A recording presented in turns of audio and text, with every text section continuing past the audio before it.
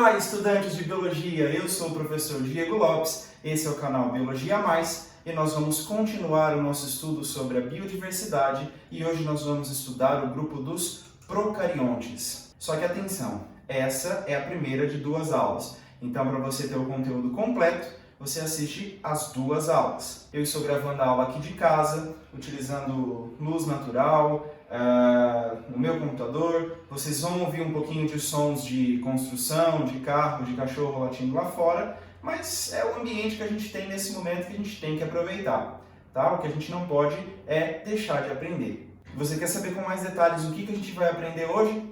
Olho na tela. Então nós vamos estudar um pouco sobre a sistemática biológica, que é um pouco controversa nesses grupos, apresentar a importância desses indivíduos na natureza e até para nós, seres humanos. A gente está meio acostumado a pensar que procariontes são só seres que podem causar doenças e eles vão muito além disso. Vamos estudar também as características gerais desse grupo, utilizando como modelo aí uma célula de uma bactéria, também a diversidade morfológica que esse grupo apresenta e considerando a estrutura da parede celular desses indivíduos, nós também vamos estudar a coloração de grã.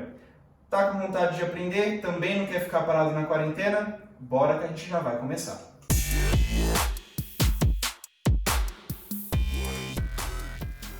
Então, pessoal, em relação à classificação desse grupo, até algum tempo atrás, nós costumávamos colocar todos os procariontes dentro de uma única caixinha, e a gente chamou essa caixinha de reino Monera. Só que acontece que nesse grupo nós desconsideramos as diferenças que existem dentro dos indivíduos desse grupo.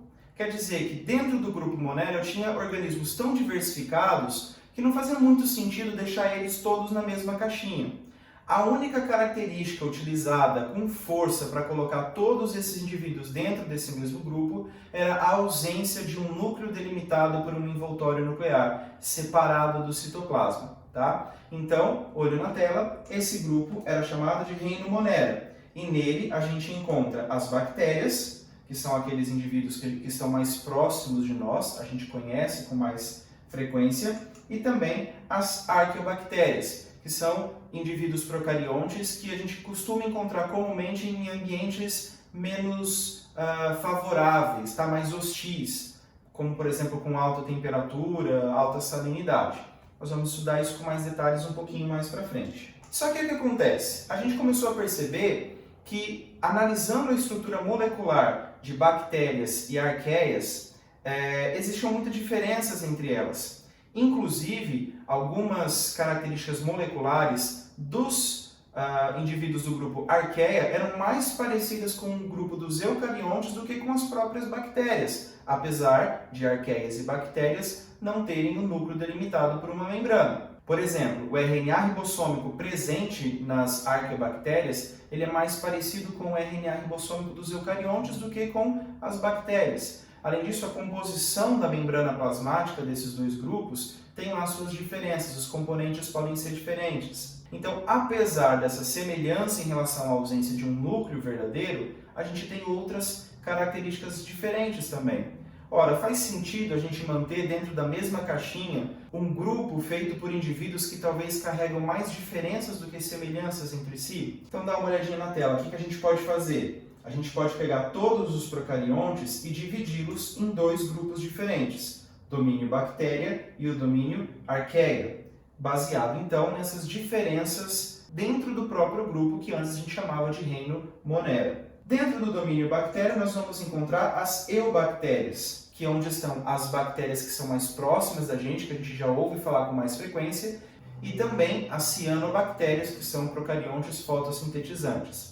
Já no grupo Archaea, nós vamos ter o grupo que antigamente era chamado de Arquibactéria, mas que hoje a gente chama simplesmente de Arqueias. Então, nesse caso, o grupo dos procariontes não está todo guardado em um só espaço, e sim dividido em dois domínios. Tá, professor, mas então qual que é o correto? Qual que eu vou usar?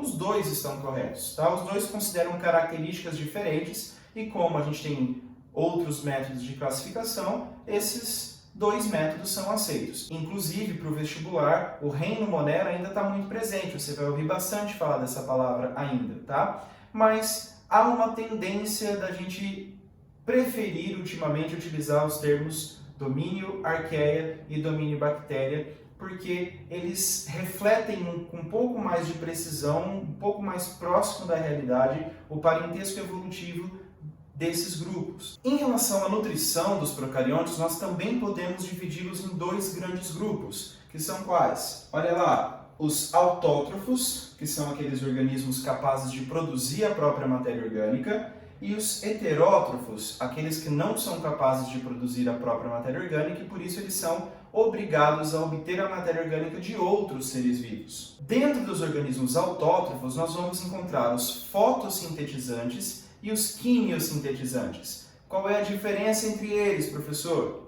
Os fotossintetizantes utilizam a energia da luz, foto, como fonte para a produção da sua matéria orgânica, a partir de matéria inorgânica. Dentro desse grupo, nós vamos encontrar as sulfobactérias, que utilizam aí, entre esses compostos inorgânicos o gás sulfídrico, por isso elas vivem em ambientes onde a presença desse gás é muito importante.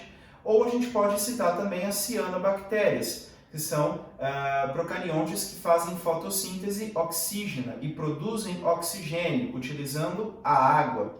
E a partir daí, esse oxigênio é liberado e a gente consegue respirar. Na verdade, você já deve até ter ouvido falar em algum momento, né, que a Amazônia poderia ser o pulmão do mundo, o que não é verdade, porque a maior parte, né, grande parte do oxigênio produzido pelos vegetais na Amazônia são consumidos por eles mesmos. O verdadeiro pulmão do mundo são as cianobactérias, né? Aqueles indivíduos que fazem parte do fitoplâncton, que utilizam a luz solar, utilizam água e liberam a partir da fotólise da água, como a gente já viu na aula de fotossíntese, o gás oxigênio.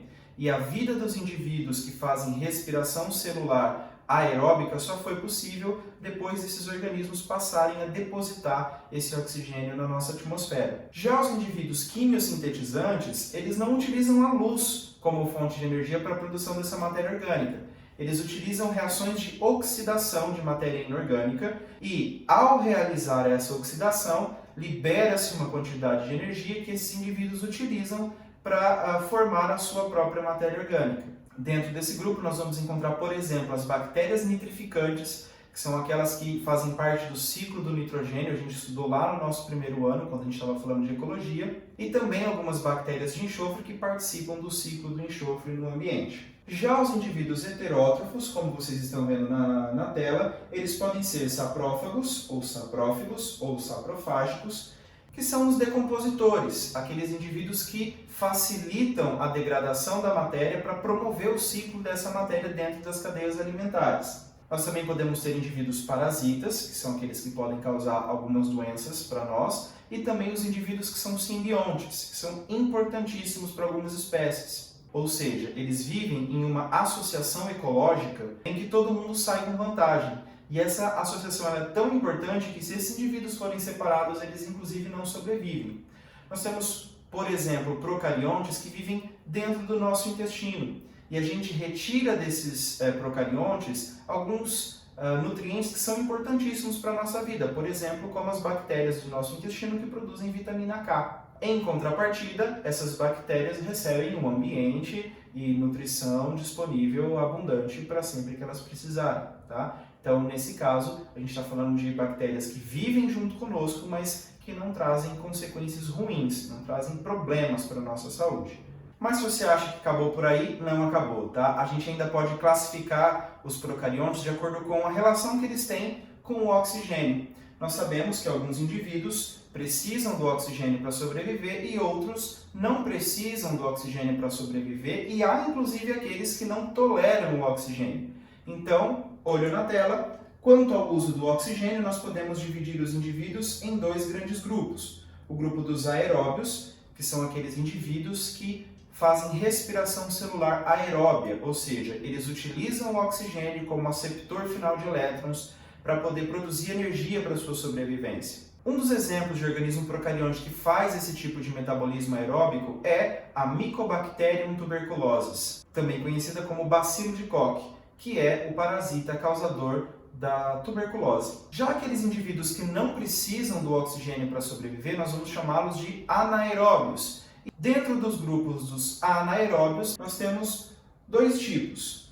Os anaeróbios estritos ou obrigatórios, que são aqueles, pessoal, que nunca utilizam o oxigênio para metabolismo energético, tá? Na verdade, o oxigênio pode ser até fatal para esses organismos. Eles não toleram, eles morrem na presença de oxigênio. Nesse caso, eles fazem apenas fermentação como forma de obtenção de energia. Um dos exemplos de indivíduos que fazem parte desse grupo dos anaeróbios estritos ou obrigatórios está a bactéria causadora do tétano, Clostridium tetani. Essa bactéria ela vive no solo, em locais onde não existe riqueza de oxigênio. Quando você se machuca e tem contato com essa bactéria, ela pode penetrar no seu tecido e vai causar alguns problemas.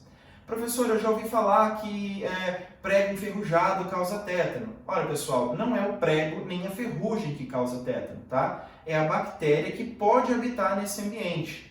Se o prego está enferrujado, significa que ele já sofreu oxidação e esse oxigênio não está mais disponível ali naquele ambiente. Então, uma bactéria pode se criar nesse ambiente. Mas elas podem estar no solo, tá? Você pode se machucar e ter contato com a terra contaminada com essa bactéria, não precisa ter nenhum prego enferrujado ali e você pode pegar tétano. Aí na imagem vocês estão vendo, por exemplo, uma pessoa limpando um ferimento com um líquido que faz um monte de bolinhas. Vocês sabem que líquido é esse? Sim, nós estamos falando da água oxigenada, que é utilizada para fazer a esterilização de ferimentos. Ora, vamos pensar, qual seria a lógica da utilização de uma água oxigenada, que é a água acrescida de oxigênio, para limpar ferimentos? Pensa aí. Por que será? Simples, pessoal. É porque quando a gente pinga lá a água oxigenada no ferimento, ali no nosso tecido existem enzimas que fazem a desintoxicação daquele ambiente, tá? A água oxigenada, ela é um composto tóxico para as nossas células, né? Então, quando você coloca a água oxigenada, prontamente ali no nosso tecido nós temos enzimas como a catalase, por exemplo, que quebram essa água oxigenada, liberando esse oxigênio excedente. E é esse oxigênio liberado na forma de gás que vai formar as bolinhas do nosso ferimento. Ora, se nesse ferimento tem uma bactéria que é anaeróbia, como por exemplo a Clostridium tetani, que vai provocar o tétano, elas morrem na presença desse composto, desse gás que é liberado. E você pode dizer, não, então tudo bem, vou sempre colocar água oxigenada nos ferimentos. Aí que está o detalhe. Estudos mais recentes têm mostrado que a água oxigenada pode retardar o efeito da cicatrização. Ela pode atrapalhar a cicatrização e o ferimento acaba levando mais tempo para cicatrizar, o que pode ser uma desvantagem. Sabe o que pode ser muito bom e não vai trazer prejuízos? O bom e velho sabão. Água e sabão também ajudam a desinfeccionar ferimentos que podem conter bactérias, tá? E o outro grupo, que vocês estão vendo aí na tela agora, são os anaeróbios facultativos. O que significa ser anaeróbio facultativo?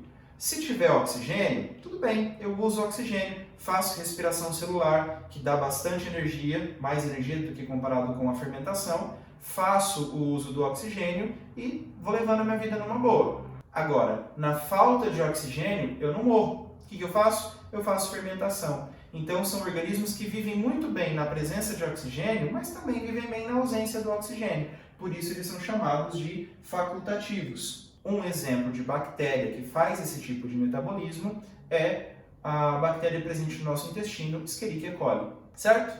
Bom, agora que a gente já se situou, já pegou a nossa caixinha lá dos procariontes, já entendeu como eles estão classificados e algumas características do metabolismo deles, vamos pensar um pouco sobre a importância desse grupo. Pessoal, os procariontes estão aqui há muito tempo, tá? A gente costuma falar que nós somos seres super evoluídos e, na verdade, a gente está aqui faz pouco tempo.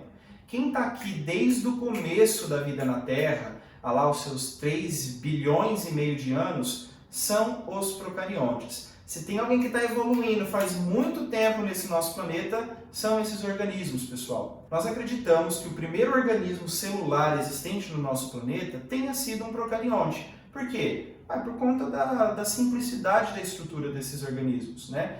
Naquele momento, numa terra hostil, onde o ambiente não era muito receptivo, né? A gente precisava de uma estrutura que pudesse proteger um material genético, mantivesse ali o mínimo de metabolismo que permitisse com que essa estrutura se multiplicasse.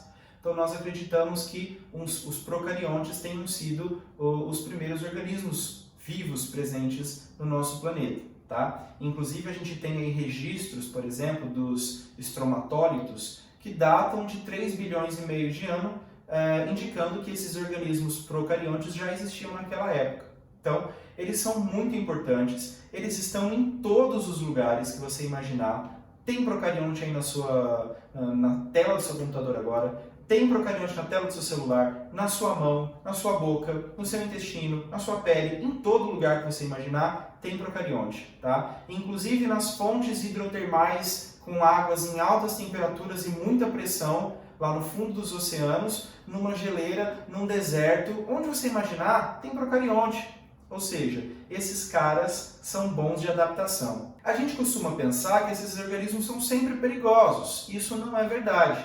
Na verdade, pessoal, a minoria dos procariontes pode causar alguma doença para a gente. A maioria deles são inofensivos e até mesmo são importantíssimos para a nossa sobrevivência. Vamos dar uma olhada no que a gente tem de importância nos procariontes? Então, olha lá. Nós temos alguns procariontes que são decompositores. Esses indivíduos promovem o ciclo da matéria, né?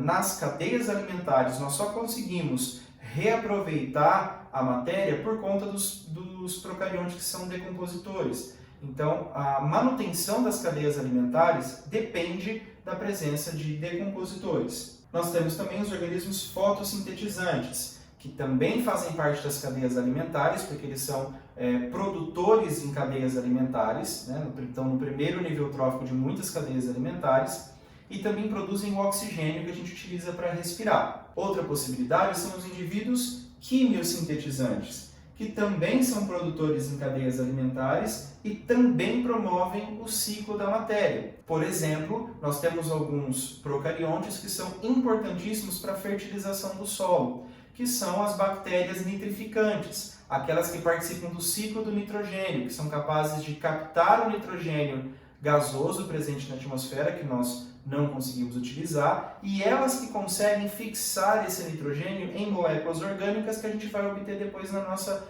alimentação, para que a gente possa construir, por exemplo, as nossas proteínas, para que a gente possa construir, por exemplo, o nosso material genético. Os ácidos nucleicos têm nitrogênio na sua composição, graças ao papel dessas bactérias. Também temos aquelas bactérias que são chamadas de mutualistas. Como nós já falamos, as mutualistas são aquelas que vivem em associação com outros organismos, recebendo alguma coisa desses organismos e devolvendo alguma coisa em troca. Então, como eu já falei atrás, a gente tem aquelas bactérias do nosso intestino que produzem vitamina K e a gente utiliza na nossa nutrição, e tem também as bactérias que vivem no intestino de ruminantes, facilitando a digestão da celulose. Os ruminantes são animais herbívoros que comem uma grande quantidade de matéria vegetal que é rica em celulose, que nós não temos facilidade, nós não conseguimos digerir.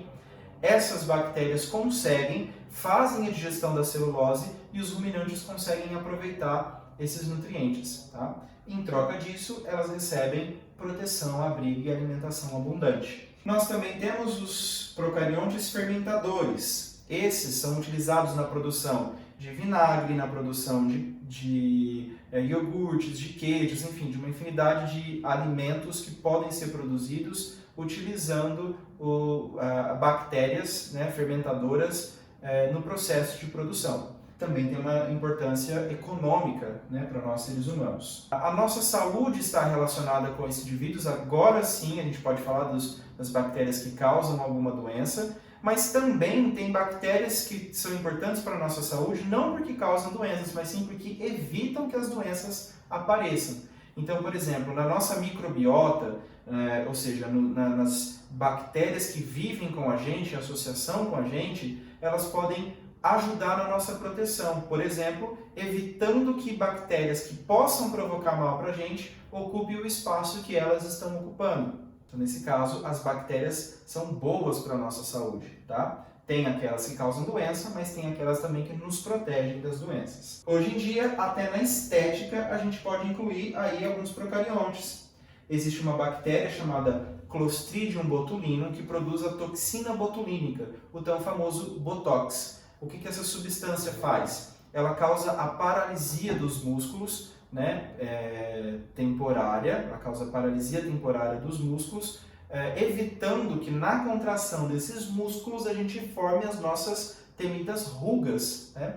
Algumas pessoas utilizam também a toxina botulínica para controlar a sudorese. Pessoas que suam demais, por exemplo, suam muito debaixo do braço. Então faz uma aplicação de toxina botulínica embaixo do braço para que os músculos, né, que controlam ali a saída do suor, a liberação do suor dentro das glândulas sudoríparas, né? Então nós temos lá alguns músculos que às vezes se contraem e apertam o conteúdo dentro da glândula sudorípara e ele acaba saindo, né, para o exterior do corpo. Se a gente paralisar essa estrutura, o suor não vai sair em tanto excesso, então ela ajuda a controlar a sudorese. E também a aplicação de seres procariontes na biotecnologia. Nós temos aí indústrias médicas e farmacêuticas e nós temos também as indústrias de engenharia genética que utilizam os procariontes para produzir organismos transgênicos.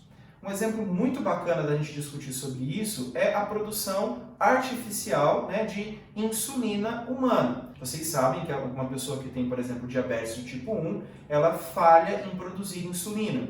E a gente consegue fazer essa produção de insulina fora do corpo para depois poder aplicar sempre para manter os níveis de insulina adequados após uma refeição, por exemplo. Então vamos dar uma olhadinha como isso é feito, pessoal. Então a gente pega lá uma bactéria que tem dentro do seu citoplasma uma estrutura chamada plasmídio. Pessoal, o plasmídio a gente vai ver daqui a pouco no esquema, mas ele é um DNA adicional que a célula da bactéria pode ter, tá? São fragmentos menores de DNA que não fazem parte do DNA principal da célula, mas que trazem características interessantíssimas para as bactérias, tá? Então a gente pega esse plasmídio, a gente corta esse plasmídio através do uso de uma enzima de restrição, que são enzimas responsáveis em cortar sequências específicas de DNA, e a gente faz a mesma coisa com o DNA humano lá onde está o gene da insulina. A gente pega o gene da insulina, usa enzimas de restrição que cortam esse gene. E o que a gente vai fazer? A gente vai pegar esse plasmídio e vai unir esse pedacinho do gene da insulina humana nesse plasmídio. E a gente vai ligar esses pedacinhos de DNA através de enzimas que fazem esse processo contrário das enzimas de restrição, como por exemplo as ligases. Uma vez que esse DNA da insulina humana, esse gene da insulina humana, foi inserido no plasmídio, a gente devolve o plasmídio para a bactéria. E dentro dessa bactéria, o plasmídio vai ser replicado várias vezes. E essa bactéria, toda vez que ela se reproduzir, ela vai levar essa cópia nova de plasmídio para as suas células filhas. Esse DNA, esse plasmídio transformado, né, que recebeu ali uma combinação de genes lá da insulina humana, ele é chamado de DNA recombinante. Veja bem, depois de vários ciclos de reprodução dessas bactérias, em que elas mantinham dentro delas o plasmídio, elas foram produzindo insulina.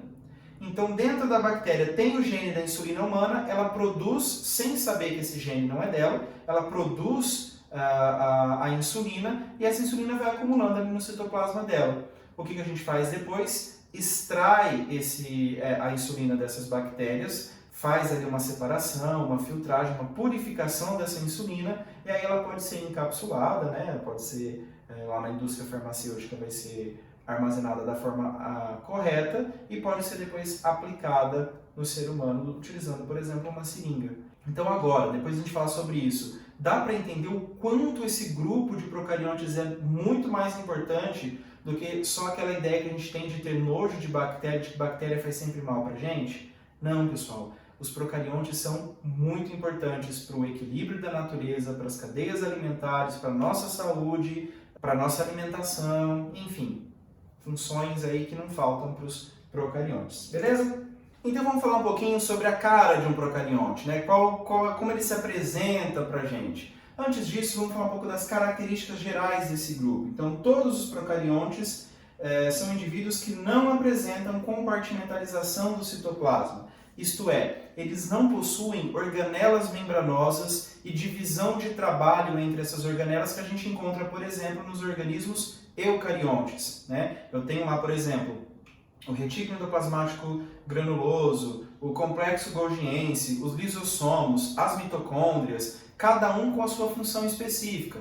A mitocôndria faz respiração celular, o cloroplasto faz fotossíntese, o retículo endoplasmático granuloso é um sítio de síntese de proteínas, o complexo golgiense faz o empacotamento, endereçamento e a secreção de substâncias. Na célula eucariótica a gente tem toda essa divisão de trabalho. Já na célula procariótica, todo o trabalho vai ser realizado dentro daquele espaço que é o citoplasma dela, porque não há essa compartimentalização. E da mesma forma, eles também não apresentam o núcleo, né, o DNA separado do resto do citoplasma, delimitado por um envoltório. Não existe envoltório nuclear em procariontes. Essa é a grande característica desse grupo. Tanto em bactéria quanto em arqueia, a gente não encontra envoltório nuclear.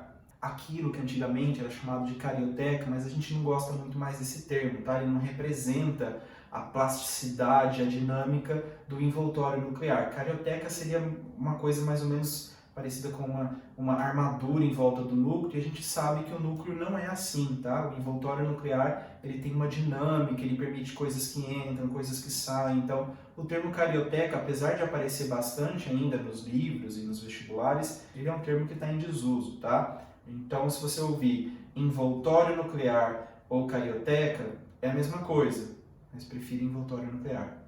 Tem também quem usa envelope nuclear, mas envelope também dá aquela ideia de uma coisa fechada, sabe?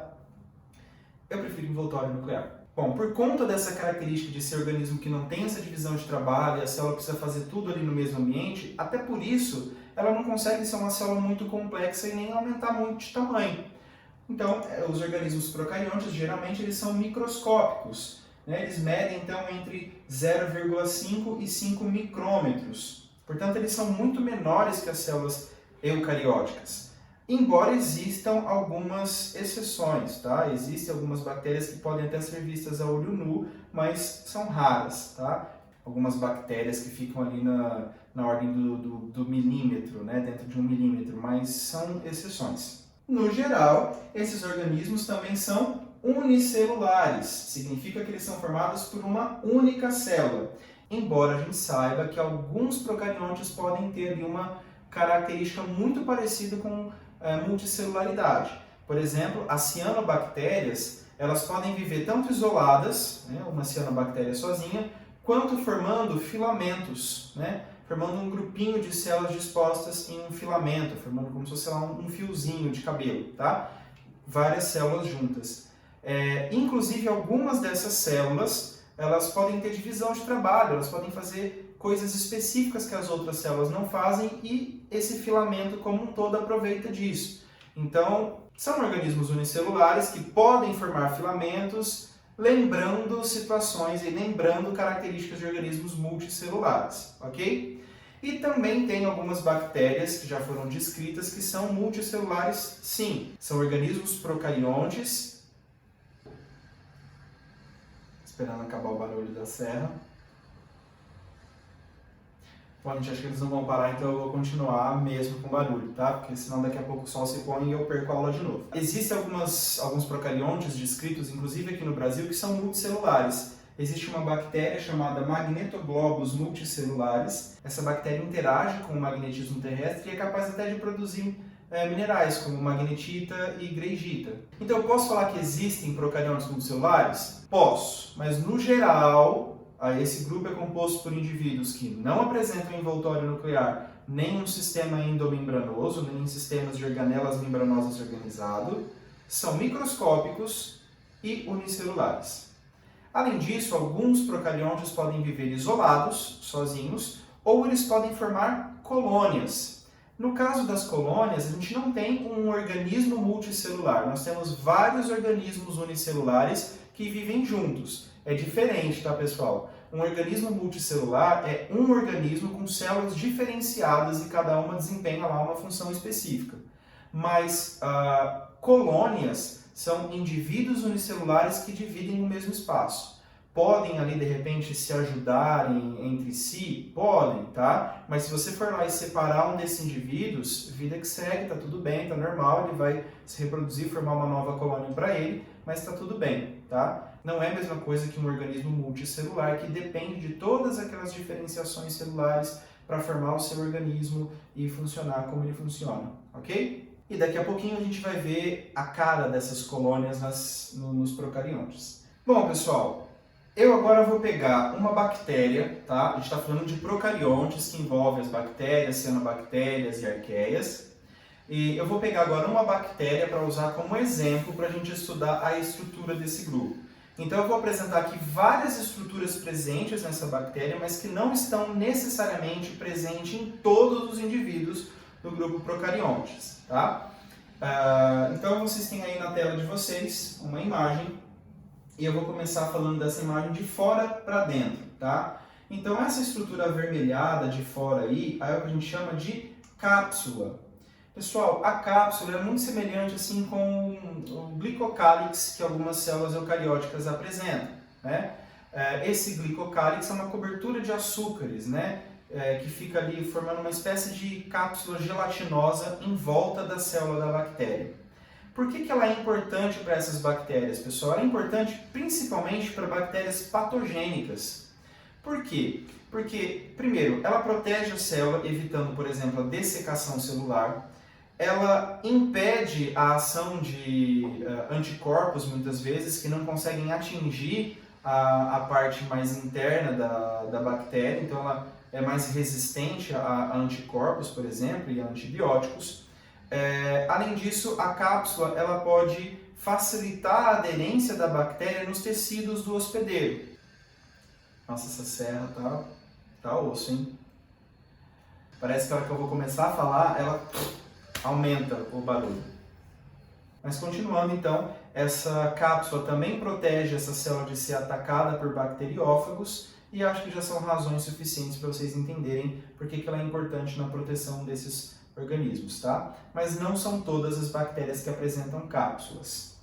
Seguindo aí no nosso esquema, ali em azul, nós vamos encontrar a parede celular, que nas bactérias é formada por peptidoglicano, mas nas arqueias são formadas por uma composição variável, tá? Que a gente ainda está estudando, as arqueias não são organismos muito bem estudados ainda. E a função da parede celular também é de proteção. Além de proteger a célula, como ela é uma estrutura um pouco mais rígida, dá forma para essa célula. Então, por exemplo, uma bactéria que se encontra no meio hipotônico, a água tenderia a entrar por osmose na célula da bactéria. Se ela não tivesse nenhum mecanismo de controle, ela poderia receber tanta água que chegar a um ponto da célula explodir. Mas aí a parede celular vai fazer o quê? Ela vai segurar essa pressão ali dentro, evitando que a bactéria encha tanto até estourar a célula, né? E isso provocaria a morte da bactéria. Existem também outras características interessantes sobre as diferenças na estrutura da parede celular que eu vou trazer para vocês daqui a pouquinho quando a gente for falar da coloração de grama. Seguindo aqui no nosso desenho, a gente vai chegar agora na membrana plasmática, pessoal, que é o que está enlaranjado aí no desenho de vocês. A membrana plasmática tem aquela composição básica de lipoproteínas, uma bicamada de lipídios com proteínas associadas, que a gente já viu lá no primeiro ano, tá? Mas cuidado que existem algumas diferenças, tá? A composição dessa membrana plasmática nas bactérias é diferente da composição nas arqueias e também é diferente da composição dos eucariontes. Embora então a estrutura básica seja semelhante na membrana plasmática, existem algumas diferenças moleculares, químicas entre a membrana plasmática desses grupos, ok? E ali do lado interno dessa membrana plasmática nós vamos ter uma série de proteínas associadas que estão responsáveis pelo metabolismo dessa bactéria, e especificamente o metabolismo energético, né? Principalmente as bactérias aeróbias que fazem respiração celular. Essas enzimas são responsáveis por essa função. Seguindo ali no nosso desenho, a gente vai falar agora do mesossomo, e o mesossomo, como vocês estão vendo ali, é uma invaginação da membrana, né? É como se a membrana se dobrasse para dentro do citoplasma. O mesossomo, para alguns autores, ele tem funções na bactéria, tá? Alguns autores defendem que o mesossomo está ali como uma região de acúmulo de enzimas que tem funções específicas para a célula procarionte. E também outros autores dizem que essa estrutura está envolvida na divisão celular, dividindo o citoplasma de uma célula-mãe em duas células filhas. Mas alguns pesquisadores defendem que o mesossomo nem existe. Professor, como que pode, né? Eu já vi em todos os livros, eu vi que tem mesossomo, que ele tem função e tralalá. Acontece que para alguns pesquisadores o mesossomo nada mais é do que uma falha de técnica, um artefato de técnica. Uma bactéria in natura, assim, pessoal, ela é transparente, a gente não consegue ver ela. Então a gente precisa processar essa bactéria numa lâmina para poder levar para o microscópio para poder enxergar. A gente chama esse processo de coloração. Então a gente põe cor numa bactéria para poder enxergar ela. Nesse processo a gente passa ela para uma bateria de reações químicas. Então a gente tem que desidratar esse material, a gente tem que corar esse material, fixar esse material.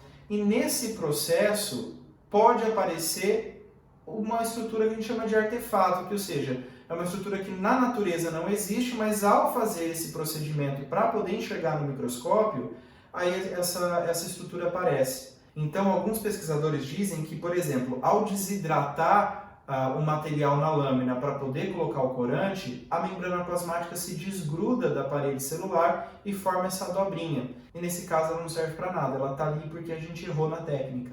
E os pesquisadores começaram a desconfiar disso quando eles perceberam que, dependendo da técnica que você fazia, o mesossomo podia estar presente ou não. Se por um acaso alguém perguntar para você disser que o mesossomo está lá e qual é a função dele, você pode relacionar a função com processos metabólicos da célula, né, uma região de acúmulo de enzimas, principalmente de enzimas respiratórias, também com a divisão celular e até com a ancoragem do material genético. Então, alguns autores vão representar o material genético da bactéria ancorado em mesossomos, tá?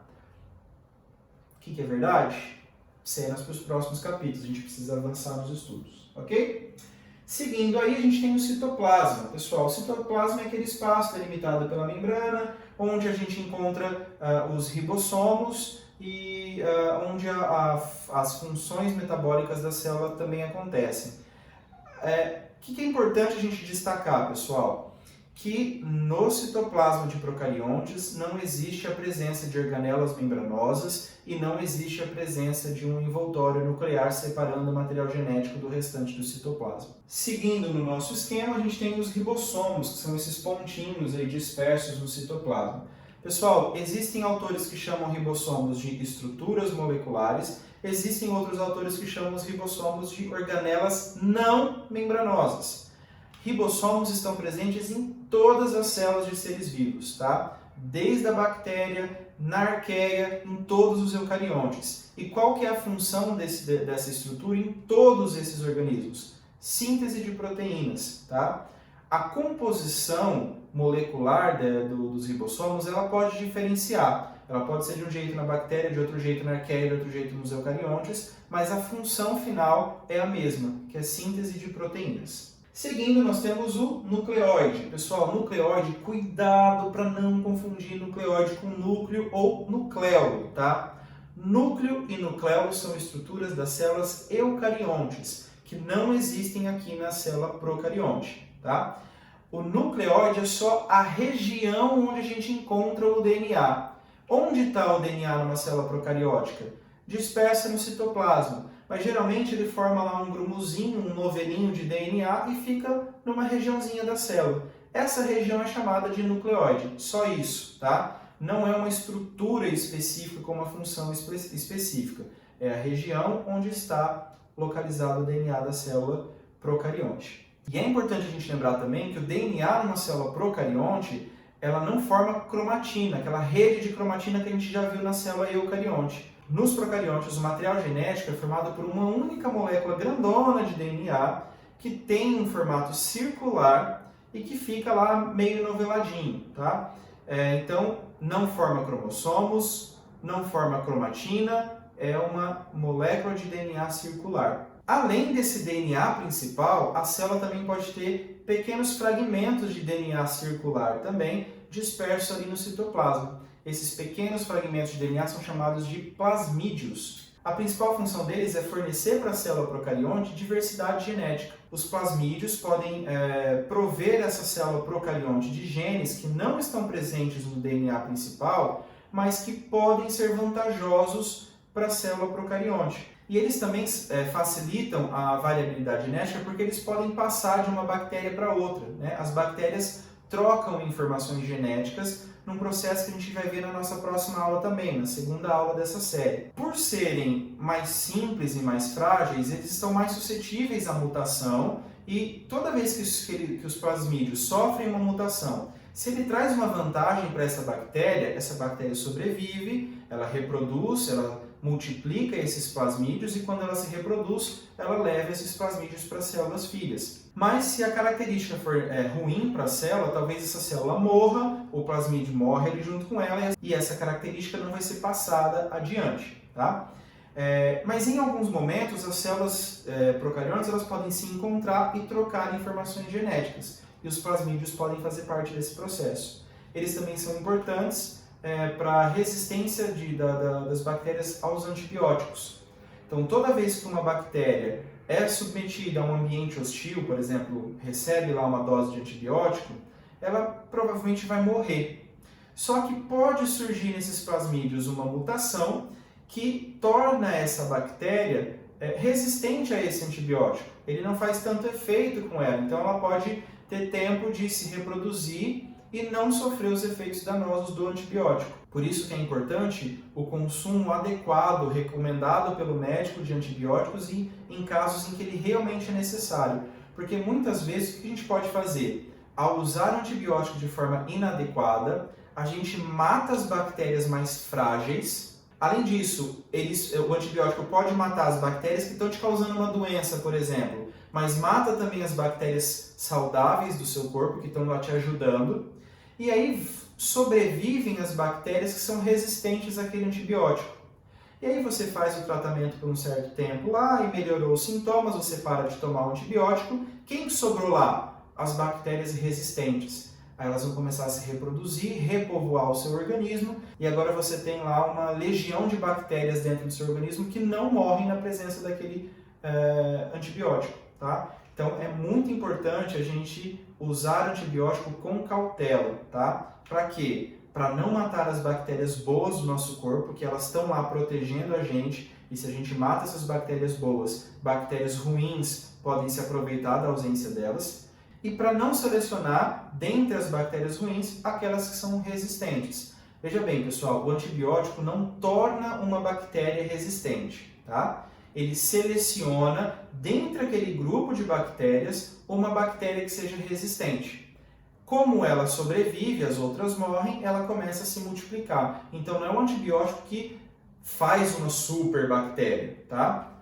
Entre as bactérias que estão lá, existe uma bactéria que é poderosa. Você mata todas as outras com antibiótico, tomando antibiótico de qualquer jeito, e aquela lá não morre. Aí, meu filho, aí o problema é sério, tá? Inclusive, é um dos grandes desafios da saúde no meio médico atualmente é a resistência a antibióticos. E os plasmídios podem estar relacionados com isso, ok? Seguindo aí, a gente tem algumas especializações da membrana plasmática, popularmente conhecida como cílios e flagelos. Mas nos procariontes, a gente usa mais o termo fímbrias para os cílios, tá? Ou pilos no singular ou pili, o conjunto, no plural. Qual é a função dessas especializações da membrana plasmática? Vamos falar primeiro das fímbrias. As fímbrias, pessoal, elas têm como função aumentar a superfície da célula. Pensa, a célula está lá dentro da membrana plasmática, tem uma parede celular em volta, pode ter uma cápsula em volta.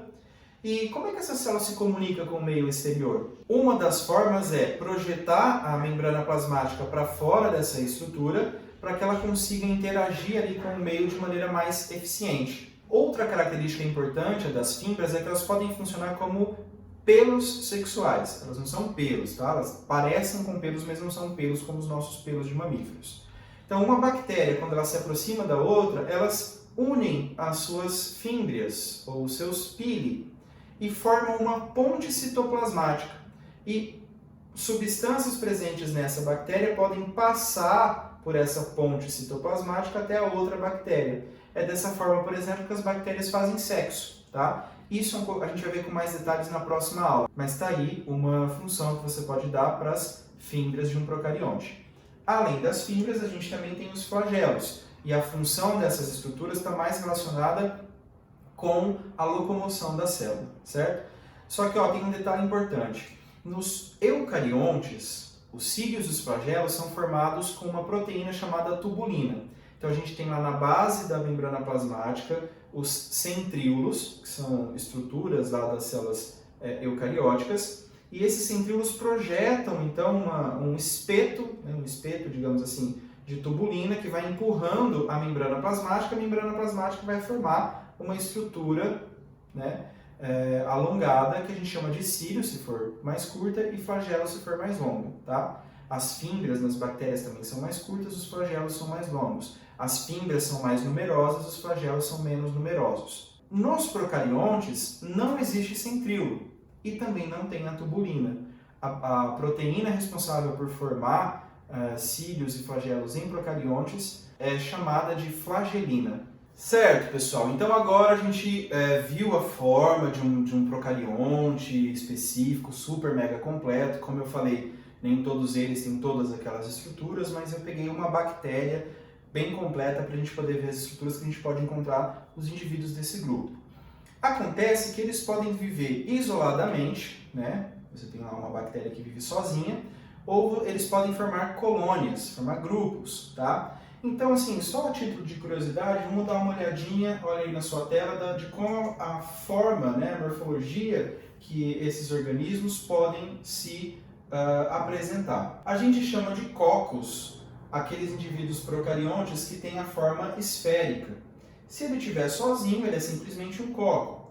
Se ele forma ali grupos, né, de forma duplinha, a gente vai chamar de diplococo.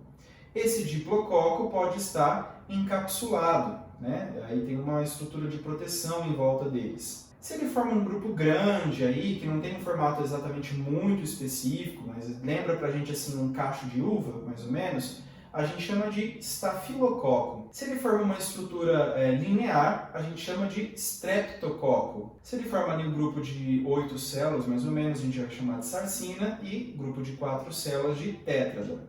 Mas nem todo procarionte é esférico. Alguns deles são compridinhos, né? E a gente vai chamar de bacilo, porque ele parece um bastonetezinho. A gente já falou nessa aula, por exemplo, do bacilo de Koch, que causa a tuberculose, e você também já deve ter ouvido falar das bebidas fermentadas que têm lactobacilos vivos. Se o bacilo tiver esse formato um pouco mais elíptico, a gente vai chamar de cocobacilo. Se ele for só um bastãozinho, bacilo simplesmente. Ele pode estar sozinho ou pode estar formando duplinhas. Nesse caso, ele será chamado de diplobacilo. Se ele formar uma estrutura linear, parecida com o streptococo que a gente viu anteriormente, ele também vai formar um streptobacilo dessa vez. Se ele une as células ali pela parte mais compridinha, a gente vai chamar isso de empaliçada.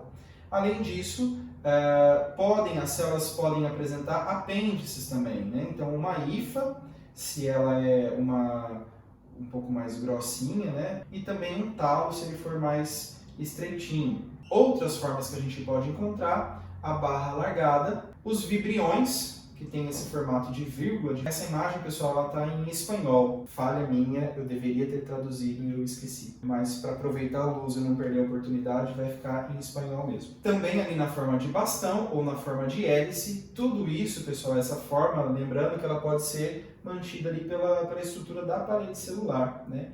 A Helicobacter pylori, por exemplo, que tem a forma de hélice, ela é a bactéria que causa úlcera no estômago. O pneumococo ali, o diplococo encapsulado, é um exemplo de bactéria que causa pneumonia. Espirilo, que é esse formato espiral mais curtinho, ou as espiroquetas, que é esse formato espiral mais alongado. E também pode ter ali, como vocês estão vendo, o filamento, que é mais disforme, assim, não tem uma forma muito específica. Agora, eu quero aproveitar para falar um pouquinho sobre a coloração de Gram. Essa coloração é muito útil para fazer estudos de patologia, né? Para saber qual bactéria que pode estar, que tipo de bactéria pode estar causando uma determinada doença numa coleta, lá numa biópsia, por exemplo, que é feita de algum órgão de uma pessoa que esteja doente. Vamos dar uma olhadinha no que acontece. Essa coloração, então, ela foi desenvolvida por Hans Christian Gram, que era um bacteriologista lá no ano de 1884. Ela vai dividir as bactérias em dois grupos, que é gram-positivo e gram-negativo. O que diferencia uma bactéria gram-positiva de uma gram-negativa? É uma técnica, tá, pessoal, de coloração de bactérias.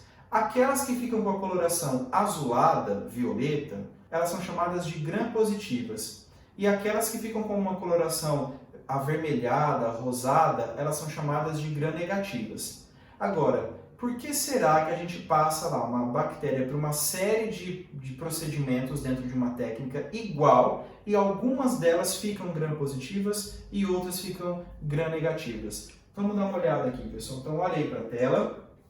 O que acontece nessa técnica? O que a gente faz? A gente coloca lá algumas bactérias em cima de uma lâmina, que a gente quer olhar no microscópio, faz a fixação dessa lâmina, tudo certinho, e a gente vai colocar em cima dessa lâmina um corante. O primeiro corante que a gente vai colocar é o cristal violeta, como você está vendo aí na imagem, é um corante com cor azulada, roxeada, tá? Um corante púrpura. Em seguida, você coloca esse corante, você tira o excesso do corante e você vai colocar um segundo corante, que é o iodo, tá? Ele vai funcionar como um mordente. O que significa isso? Ele vai grudar esse cristal violeta na superfície da bactéria. Logo em seguida, a gente faz uma lavagem com uma solução de álcool cetona. Isso provoca uma descoloração de algumas bactérias. Algumas permanecem coradas e outras ficam descoradas. Isso também causa a desidratação desse material. Em seguida, a gente vai pegar e colocar um corante chamado safranina. A gente chama de contracorante, que é um corante complementar.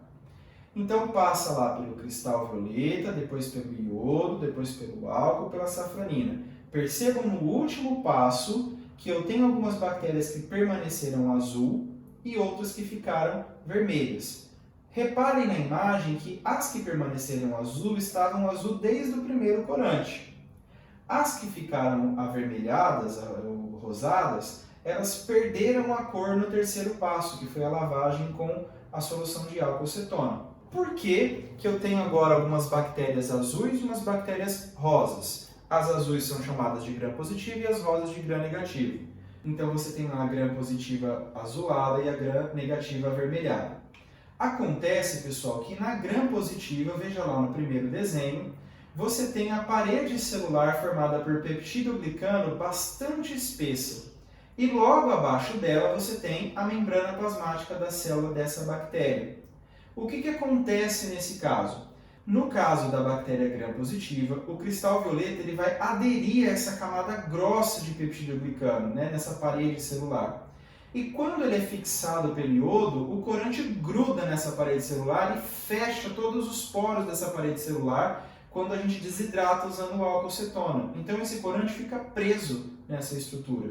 Por isso que, mesmo após a lavagem, ela vai continuar azul. Mesmo depois que você coloca o corante, a safranina avermelhada, ela vai continuar azul, porque ela já está ocupada pelo corante azulado, já está fechada ali com o corante azulado, e a coloração da safranina não é tão forte quanto o azul. Então, o pouco de safranina que gruda ali, a gente praticamente nem percebe. Agora, vamos para o outro desenho. Na bactéria gram-negativa, olha a diferença da parede de peptidoglicano. Na gram-positiva, ela é grossa. Na gram-negativa, ela é uma parede fininha. E tem outra. Em cima dessa parede fininha de peptidoglicano, a gente tem uma membrana externa, ou seja, as bactérias gram-negativas têm duas membranas. Uma membrana externa, que está em cima da parede de peptidoglicano, que nesse caso é fininha, num espaço que a gente chama de espaço periplasmático. Embaixo dessa parede fina de peptidoglicano, a gente tem a membrana plasmática propriamente dita dessa célula, delimitando ali o citoplasma. O que acontece, pessoal? Quando a gente vai lá na primeira etapa e coloca o cristal violeta, ele vai grudar onde? Ele vai grudar na membrana externa. E aí você vai lá e coloca o mordente de iodo. Ele vai grudar esse corante na membrana externa. E aí depois você vai lá e lava essa bactéria com uma solução de álcool cetona. O álcool tem a capacidade de dissolver gordura, pessoal. É por isso, por exemplo, que nessa pandemia a gente está usando álcool em gel para limpar as mãos, porque ele elimina aquela camada de gordura que tem em volta do vírus, matando o vírus. Aqui nesse procedimento a gente vai tirar, mais uma vez, olha na imagem, a gente quando lava com álcool, a gente tira a membrana externa. Onde que estava o corante azul? Na membrana externa. Se você tirou a membrana externa, ficou corante azul? Não ficou. Por isso que no terceiro passo, essas bactérias ficaram descuradas. E aí você vai lá e adiciona o corante safranina, o corante avermelhado. Onde esse corante vai grudar agora? Bom, se eu removi a membrana externa, a parte que está exposta agora é a parede de peptidoglicano, que é fininha, mas ela consegue reter o corante safranina, que é vermelho. Então, no caso da bactéria gram-negativa, o corante azul fica na membrana externa, que é lavado. O corante vermelho fica na parede de peptidoglicano, que é fininha, mas está lá. E por isso que a gente vai olhar essa célula no microscópio e vai ver que ela é vermelha. Por que isso é importante, pessoal? Isso mostra a diferença da estrutura protetora dessas bactérias. E uma bactéria gram-negativa, ela vai trazer consequências mais sérias se for, por exemplo, uma bactéria que está causando alguma doença. Por quê? Ela tem uma camada extra de proteção. Então, provavelmente, ela vai sair melhor lutando contra anticorpos, melhor em se livrar do antibiótico. Isso confere para essa bactéria um pouco mais de proteção. Bom, pessoal, essa é a primeira de 2 aulas, então aqui a gente viu um aspecto geral do grupo dos procariontes, tá? Na nossa próxima aula eu vou falar um pouquinho sobre o grupo das bactérias, as características mais específicas desse grupo e algumas características mais específicas do grupo das arqueias, ok? E é isso, pessoal. Desejo para você bons estudos, muito foco nesse momento esquisito de pandemia que a gente está passando e até a próxima. Não esquece de assistir a segunda aula, hein? Esse conteúdo não está completo. Tchau!